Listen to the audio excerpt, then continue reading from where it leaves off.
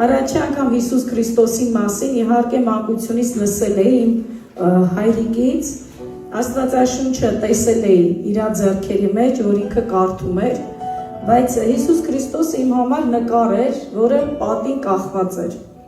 եւ որից նկարի մոտ գնում էի եւ ինչ որ նյութական բաներ էի խնդրում կամ որ քնություններս լավ տամ։ Եթե լավ էի տալիս,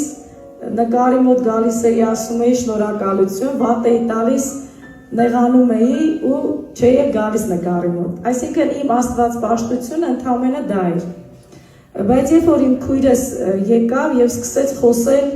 միշտ ուրախ գալիս էր, բայց ինքը շատ դժվարություններ էր կրել իր կյանքում, մենք զարմանում ենք ինքը ինչի է սկսել այսպես ուրախ լինել եւ պատմում էր մեզ, որ մի հատ լավ տեղ եմ գնացել, այնտեղ Աստծո մասին եմ խոսում, Հիսուսին եմ հանդիպել, դուք էլ եկեք։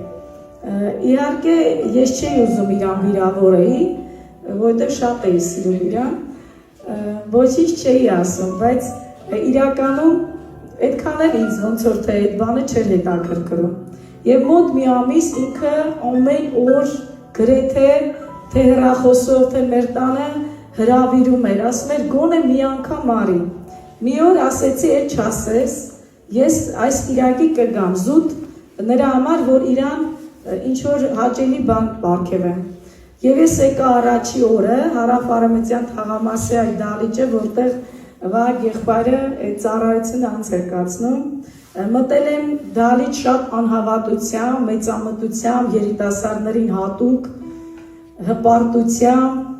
եւ ասեցի ինչա որ ժամուկես այլի կնստեմ, հետո կգնամ։ Եվ երբ որ ես գնացի եւ որ նստեմ իմ տեղը, ես չգիտեմ ինչ ինձ հետ կատարվեց եւ մենակ հիշում եմ, ես նույնիսկ այդ բանը չեմ հիշում, Վահագ եղբայրը ինչ թեմա էր խոսում։ Ես ուղղակի զգացի, որ երկինքն ու երկիր սահմանը այլևս գոյություն չունի։ Եվ ես հայտնվել եմ մեկի առջև, որը շատ մեծ է, հզոր է, որի առաջ ես մեղավոր եմ, մի հատ փոքր ճղճին մարդ, մի հատ չգիտեմ, շատ փոքր արարած, բայց մինչև այդ եսի մասին շատ մեծ կարծիք ունեի, որովհետև միշտ գերազանց եմ եղել ուսման մեջ, շատ լավ շրջապատ եմ ունեցել, բայց ես այդ պահին հասկանում էի, որ ինչքան ունայն ու փուչ է եղել այն ամենը, ինչ որ ես տարիներով ձգտել եմ եւ ինչի համար շատ աշխատել եմ, որ հասնեմ։ Եվ ես հայտնվեցի կենդանի Աստծո փառքի ներկայության եւ գահի առջև։ Ես այդ ժամանակ ասում եմ, չեմ լսել ոչ խոսք, այդ որ ասում են գնում են ազդեցության տակ, քարոզի ազդեցության տակ, ես խոսք չեմ լսել, ես նոր մտել եմ այդ վայրը։ Ես ոչ մեկի այդ խոսքերը չեմ լսում, որովհետև իմ քույրս նոր էր ապաշխարել, ինքը չէր կարող ինձ այդպես Քրիստոսի մասին պատմել։ Ուղղակի ինքը անդադար ասում էր արի։ Եվ ես հանդիպեցի այդ օրը կենդանի Աստծուն Հիսուս Քրիստոսին։ Եվ այդ հանդիպումը իմ երիտասարդ կյանքը փոխեց սերներս ոչ թե 90 աստիճան, 180, այլ 360 աստիճան։ Իմ մոտ մտքի, սրտի, հոգու մեջ, պլանների մեջ, ապագայի մեջ ամեն բան շրջվեց, դեպի Աստված շրջվեց։ Եվ ես շատ շնորհակալ եմ։ Եվ հիշում եմ, ես ուղղակի այդ վիճակի մեջ չգիտեմ ինչքան եմ եղել, որովհետև մոտ արդեն ծառայության վերջն էր եւ լսեցի ուղղակի մի ձայն, որ ասում է այդ երիտասարդ աղջկան, որ նոր է եկել, ասեցեք թող առաջ գա։ Եվ 3 անգամ այդ ձայնը հնչեց, բայց ես այնքան Սուրբ Հոգու Տիրոջ ներկայության մեջ էի, որ ես այդ ձայնը կարծես թե հեռվից էի լսում։ Եվ կողքս մեկը կանգնած էր, ես ես ձեռքով հրեց, ասես չես լսում, քեզ ա կանչում, Վահագ եղբայրը։ Ու ես ասեցի ինչ պիտի անեմ, ասեցին առաջ գնա։ Ես առաջ եմ եկել, ես չեմ իմացել ոնց են մարդկանց համար աղոթում, իմ համար այդ ամեն ինչը մի հատ չտեսած բան էր, ես չէի տեսել մինչև այդ նման բաներ, շատ անծանոթ էր ինձ համար, բայց միևնույն ժամանակ շատ հարազատ։ Եվ ես գնացի եւ Վահագ եղբայրը սկսեց աղոթել եւ մարգարեանալ իմ անցյալի մասին, ներկա եւ ապագայի։ Եւ այդ մարգարեությունը տարավ նրան, որ ես շատ կարճ ժամանակում, երևի մի ամիս հետո մկրտվել եմ Սուրբ Հոգով, ամիսուկես 2 ամիս հետո ջրով։ Եվ Պողոս առաքյալի ասած մարմնի եւ արյան հետ ոչ մի հարց ու պատասխան չունեի։ Տերը այնպես էր այցելել ինձ, այնպես կենդանի,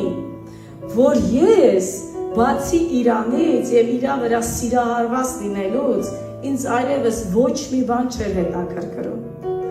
Եվ ես հիշում եմ, որ իմ մեջ այնպիսի կրակ կար, որ մենք գալիս ենք այն ժամանակ ծառայության նորերի խմբակ կար, աղոթքաժողովներ կար, տեղ կար, որ ինձ չէին տանում, որովհետև այդտեղ լեզուներով էին աղոթում։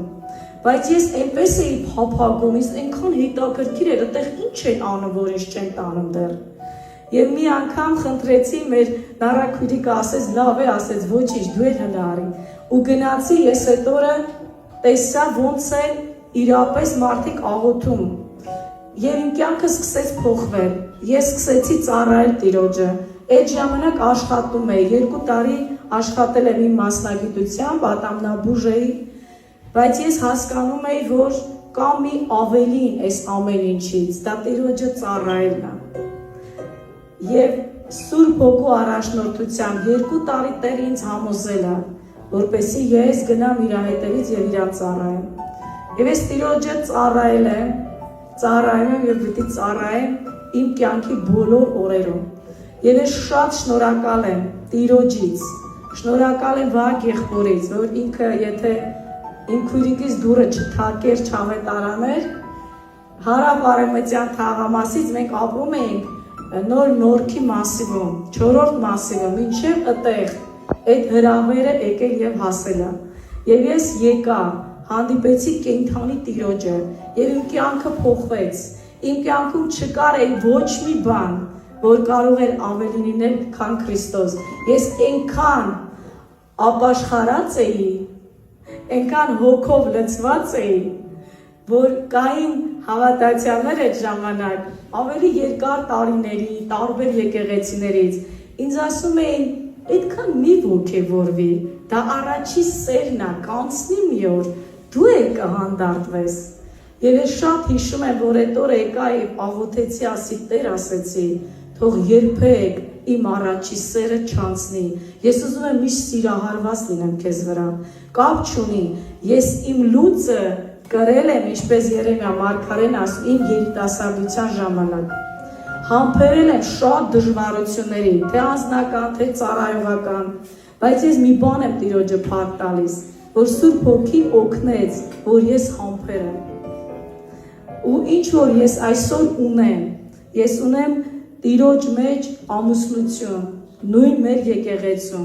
հրաշալի որդիներ, որոնք ելի Տիրոջ մեջ են, ընտանիք, որ Աստծուն է փառաբանում եւ ծառայում։ Եվ ամեն ինչ, ինչի կարիք, որ ես ունեի, Տերը մեզ տուն է տվել, մեքենա, ֆինանս, ամեն ինչ, ինչի կարիք, որ մարդ կարող է ունենա, որ ես իմ ամբողջ կյանքում օր ու գիշեր աշխատեի, այդ ամեն ինչը չէի կարող երբեք ձեռք բերել։ Ես շնորհակալ եմ Տիրոջը դրա համար, որ Տերը ինձ հավատարիմ է պահում։ Եւ ոչ մի բան չկա իմ համար այլևս Հիսուսից առավել։ Ես երբ որ ընդամենը 19 տարեկան էի, ես ունեի շատ լուրջ հիվանդություն։ Բժիշկները իմ ավակ, ավելի ինձնից մեծ քույրերից, ծնողներից ասել էին, որ եթե ինքը շատ շուտ արագ չամուսնանա, աշխարհում դեռ, ինքը երբեք երեխա չի ունենա։ Ես նման խնդիր եմ ունեցել շատ լուրջ։ Բուժվել եմ տարիներով։ Բայց երբ որ եկել եմ եկեղեցի ապաշխարել եմ, ես միայն մտածել եմ ոնց Տիրոջս հաճեցնեմ։ Ու մինչև այսօր էլ դա է իմ ամբողջ կյանքիս նպատակը։ Ես ամուսնացել եմ 35 տարեկանում։ Երեխա եմ ունեցել 36 տարեկանում։ Երբ որ ես գնացի այդ կոնսուլտացիա կա հղիների, բժշկուհին երբ որ ինձ նայեց, ասեց ես ապշած եմ, ես ունեմ 18-19 տարեկան հղիներ, որ այնքան առողջ չեն, ինչքան դու։ Եվ դա Տերն է փառավորվել։ Որովհետև նույնիսկ այն երեխաները, որ ես հրաշք այսօր ունեմ,